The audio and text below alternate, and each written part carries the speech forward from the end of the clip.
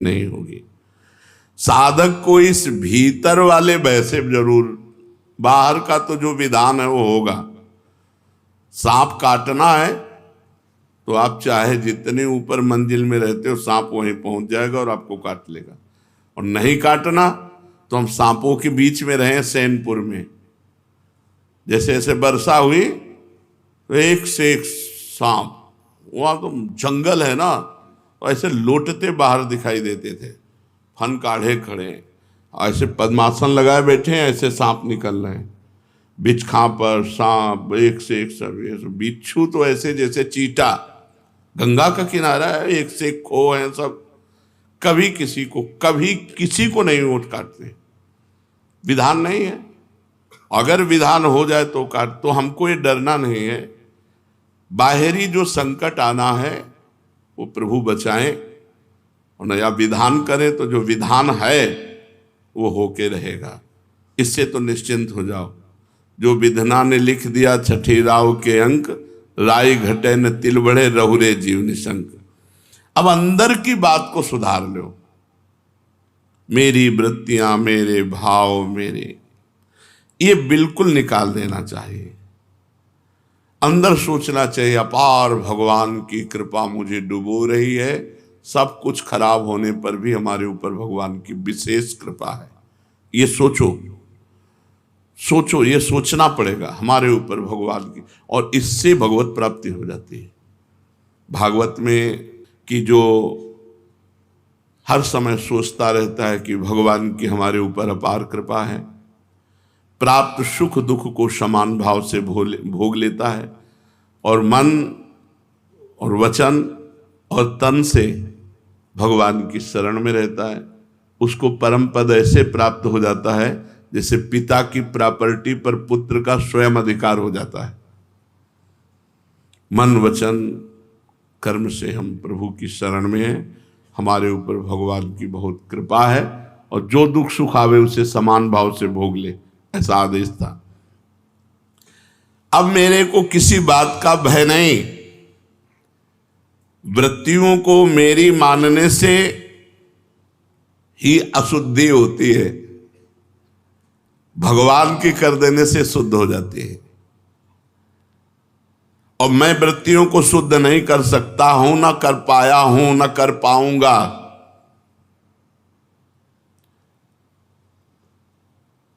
इस वास्ते मैं अब निर्भय हो गया हूं, अपनी वृत्तियों को भगवान को समर्पित कर दिया हूं।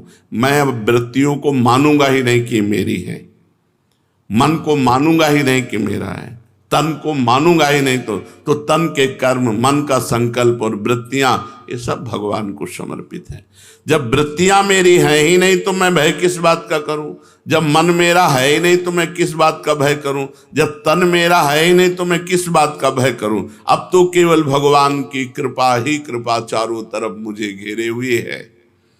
भगवान की कृपा से मैं सर्वत्र परिपूर्ण हो रहा हूं। अरे बड़ी खुशी, बड़ी प्रसन्नता, सब कुछ भगवान का हो गया।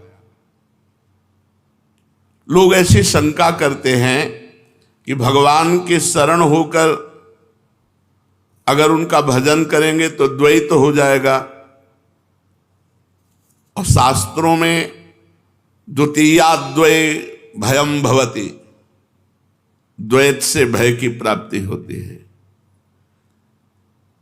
भय दूसरे से होता है, भगवान द्वितीय थोड़ी है, भगवान आत्मी है। हमारी आत्मा हरिवंश प्रगट परमानंद श्री हरिवंश प्रमाण मनम, भगवान हमारी आत्मा है। आत्मा मैं हूं, तो मैं से क्या भय? भगवान हमारी आत्मा है, आत्मा मैं हूं, तो द्वैत है ही नहीं, तो भय किससे? बिल्कुल शुद्ध ज्ञान।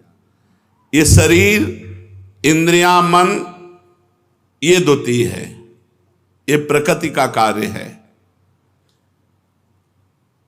इनसे संबंध रखने पर भय होता है, और इनका संबंध तो हमने भगवान को अर्पित कर दिया तो हम निर्भय हो गए। यही भय था कि मन लग जाए, वृत्तियां ठीक हो जाएं, हमारे आचरण शुद्ध हो जाएं, तो आचरण से संबंध शरीर, वृत्तियों से संबंध चित्त मन, सब कुछ भगवान को समर्पित है। अरे निश्चिंत हो जाओ, काहे को जब कह रहे तो अपने निश्चिंत हो जाते, काहे को झगड़ा कर रहे हो, अंदर झगड़ा करते हो। जो नहीं होना वो हो नहीं सकता, जो होना है उसे कोई रोक नहीं सकता। बेपरवाह हो जाओ, शोक काहे को करो। अभी जो हो रहा है उसके लिए भी मैं चिंतित नहीं, जो करवा रहे हैं हो रहा है, आगे जो होना होगा हो जाएगा, पीछे जो होना था वो हो गया, क्या शोक करना। विचार करके देखो, बहुत सुंदर प्रसंग शरणागति का है। शोक करने की तो कोई बात ही नहीं, पीछे जो हो गया छोड़ो, अभी और आगे भगवान है मंगल भवन। हम उनकी शरण में तो हमारा अमंगल नहीं हो सकता। मंगल भवन अमंगल हारी, भगवान अमंगल का नाश करते हैं। कभी कभी मंगल छुपा होता है अमंगल क्रिया में, जिसे हम अमंगल मान रहे हैं उसमें मंगल छिपा होता है। हो सकता है घटना अमंगलकारी लगे, लेकिन उसका परिणाम बड़ा मंगलमय होगा। भगवान मंगल भवन है, अमंगल कर ही नहीं सकते, इसलिए भक्त निशोक हो जाता है। जो हो गया वो होना था, जो होगा वो होना होगा, वही होगा, नहीं होगा। जो नहीं होना वो नहीं होगा, और जो हो रहा है वो जो करवा रहे मन बुद्धि से हो रहा है, बुरा या भला, आप शोक की गुंजाइश नहीं है, निशोक। चौथा, निशंक होना, निर्भय, निश्चिंत, निशोक और निशंक होना। कभी ये शंका न करे यार मेरे ऐसे आचरण तो है नहीं, पता नहीं भगवान ने स्वीकार किया है मुझे कि नहीं। मैं शरणागत तो अपने को कहता हूं, भगवान ने स्वीकार किया है कि नहीं, ये कभी शंका न करे। और हम आपको बताएं, शरणागत वही होता है जिसको पहले भगवान स्वीकार करते हैं। तुम्हारी बाद में बात आती है मन में कि मैं भगवान की शरण में हूं, भगवान ने तुम्हें पहले स्वीकार किया है। हमारी बात मान लो, भगवान ने तुम्हें पहले स्वीकार किया ये जीव मेरा, तो उस जीव के हृदय में आ गया भगवान मेरे, मैं भगवान की शरण में। इसलिए ये कभी शंका मत करना कि मेरे में कोई लक्षण तो ऐसे आए नहीं, तो मुझे भगवान ने पता नहीं स्वीकार किया है कि नहीं। ये शंका नहीं करनी, निशंक। ये संदेह ना करें कि मैं भगवान का हुआ कि नहीं हुआ, भगवान ने मुझे स्वीकार किया कि नहीं स्वीकार किया। विश्वास कब होगा? मान लो अगर शंका भी हो गई, तो जब हनुमान जी विभीषण जी को मिले तो उनको अपनी शरणागति जो मन में थी, प्रगट में शरणागति तो बाद में हुई, जो मन में शरणागति थी वो परिपक्व हो गई। उनका जो प्रभु मोहि अनुग्रह कीन्हा, तो तुम आय दरस हठ दीन्हा। अब मोहि भाव भरोस हनुमंता, बिनु हरि कृपा मिले नहीं संता। भगवान ने कृपा की, भगवान ने स्वीकार किया, तो हमें संत समागम मिल गया। तो अपने लोगों को तो प्रमाण भी मिल गया कि मैं भगवान का हूं, क्योंकि हमें संत समागम मिल रहा है। अनादिकाल से भटकता हुआ आज मुझे भगवान की शरणागति मिली है, मैं भगवान का हूं, सदा रहूंगा, मुझे इसमें कोई संशय नहीं है। अपनी मूर्खतावश अपने को भगवान से कहीं अलग ना मान ले कि मैं तो शरणागत कहां। ऐसी गलती मत करना।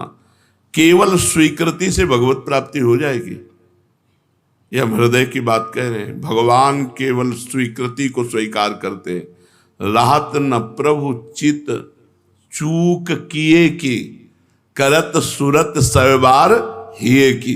भगवान हृदय की बात को देखते हैं कि ये मेरा हुआ है, बस। उससे चूक हजारों हो गई, गलती करोड़ों हो गई, इस बात को भगवान नहीं देखते। ये मेरा है बस। इस पर हमने जगन्नाथ जी के पार्षद का दृष्टांत सुनाया था। अपने को भगवान से मैं अलग मानूं तो भी नहीं मान सकता, वो उन्हीं का सब कुछ है, हो सकता नहीं, असंभव। मैं भगवान से अलग हो ही नहीं सकता, असंभव।